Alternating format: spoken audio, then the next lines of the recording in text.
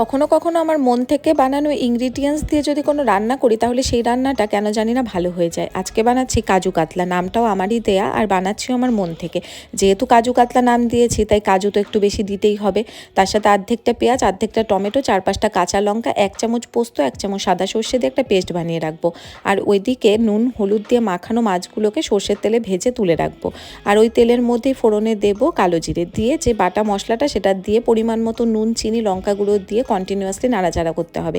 যেহেতু দই দেওয়া আছে নয়তো ফেটে যাওয়ার সম্ভাবনা থাকবে, তাই যখন তেল ছেড়ে আসবে তখন ঝোলের জন্য জল দিয়ে ঝোলটা যখন ঘন হয়ে আসবে তখন ভাজা মাছগুলো দিয়ে ওপর থেকে চিলি, স্প্রিং অনিয়ন আর কাজু দিয়ে একটুখানি উল্টে পাল্টে 2 মিনিট মতো ফুটিয়ে নামিয়ে নিলেই তৈরি এই কাজু কাতলা। আমার কথা বিশ্বাস না করে তোমরা একবার বাড়িতে বানিয়ে খেয়ে দেখো, রান্নাটা দারুণ হয়, মিষ্টি মিষ্টি ঝাল ঝাল। আমার তো ভাতের সঙ্গে খেতে দারুণ লেগেছিল।